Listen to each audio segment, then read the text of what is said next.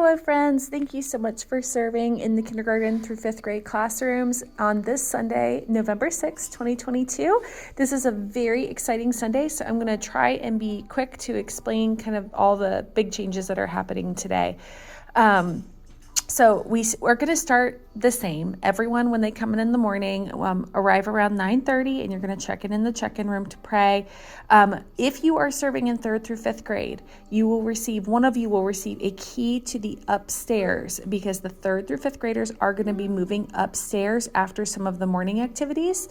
So you'll get that key at the beginning, but then we're going to all start in that normal K through 2 classroom with center activity choices at each table.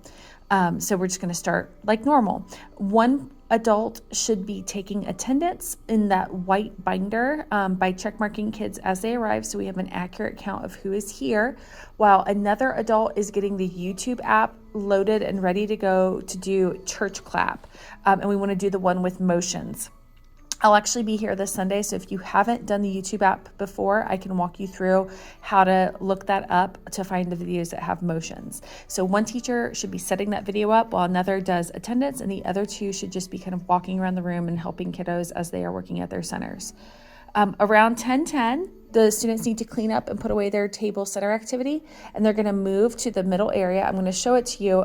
My kids are actually over there right now watching videos. So that middle area, and then there's the TV. The remote is always on top, and once we have all the kiddos over there, we will do church clap one time with motions. I do want the kids actively participating, so they can sing, they can dance, they can do both, but I ask that they participate in some way because we are worshiping our God.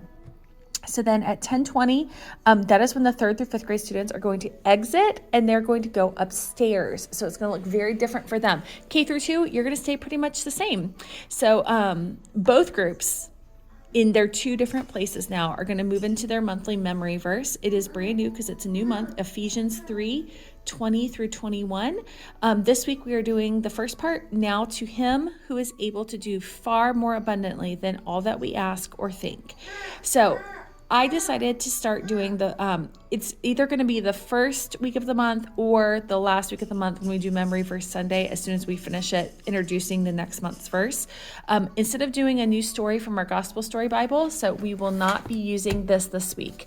That is not necessary for this week. We're going to do a lesson just based on our monthly memory verse so that we understand what it is that we're learning. We understand the context of it, some of the words that might be tricky for us, so that even though we're memorizing it, we want to truly understand it.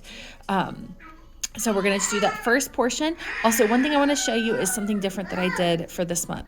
So the papers are normal. If you are in K through 2, it's the same brown paper with some missing words from the verse. If you are in 3rd through 5th, it is now a small chalkboard. We're going to try that, and they're going to write every word. But I am keeping one of those little cards that has the verse next to the paper, because even though it is in the lesson plan, I know sometimes it's hard to grab that when you're going over it with the kids. So that should be hopefully a quick and easy way to see it as you're guiding the kids through that verse each week. So that is kind of new up there.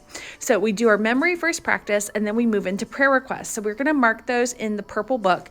And this month we're going to add something different. In addition to prayer requests, we are going to add something that we are thankful for. So it's going to be prayer request and thankfulness. So kind of part of those tacos way of praying that Pastor Dan taught us about a couple summers ago at VBS.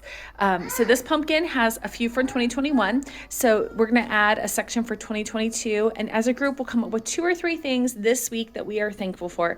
I want them to try and be specific, like something that they are specifically thankful for, something that happened this week. They're thankful for a specific person or a specific event, or a very specific thing that served a need. So we're going to do prayer requests and thankfulness, write it on the pumpkin, and then do our prayers together.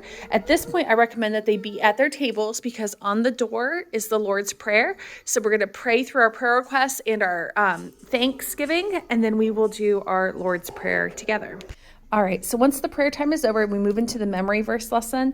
So again, we do not need our Gospel Story Bible this month, so it's going to look a little bit different. There are some, I want them to locate it in their Bible just like we always do, except for instead of just looking up the memory verse, I want them to understand the context of it, that this is Paul's prayer for Ephesus. So they're going to look up Ephesians 3:14 through 21. If you are in K through 2, they should be working on locating the section in Partners. If they don't have a Bible, we have some on the cart by the carpet.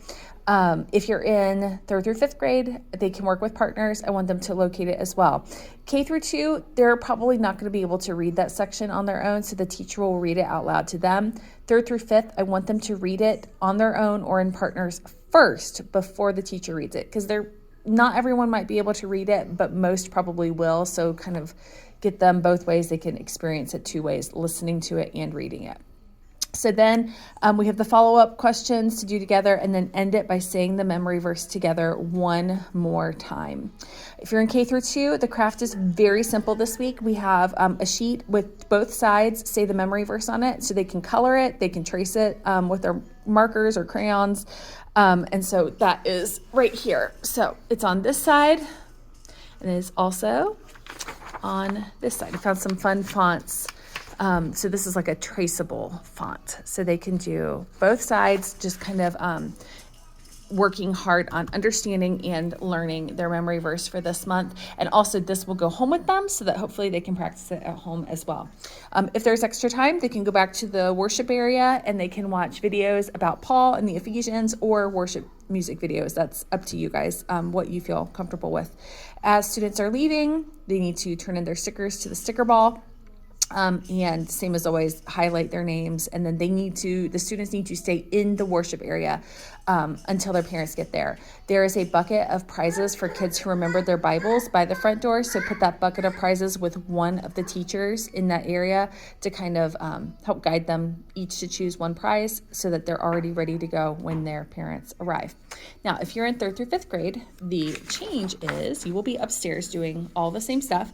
Your object lesson is kind of a craft this week. There are 2 canvases upstairs.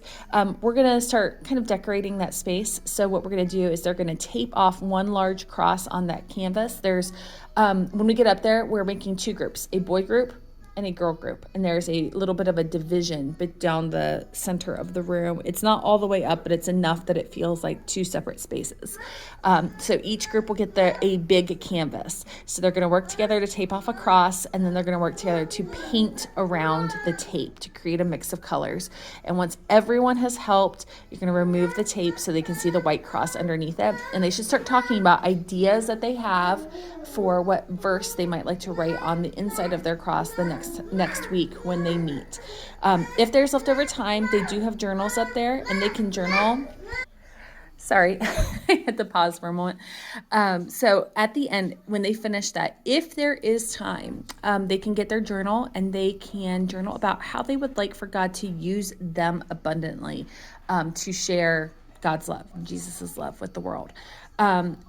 If you are upstairs, please be watching for a text. If I am not serving and I am in the service, I'll be the one sending the text. Since I'm serving this week, Nate will be the one sending the text to let us know when the sermon has ended. Because when that sermon has ended, it is a quick 2-minute cleanup, and then they need to head back downstairs to the K through 2 classroom to sit in that worship area and wait until they are picked up. So drop off and pick up for 3rd through 5th grade will stay downstairs.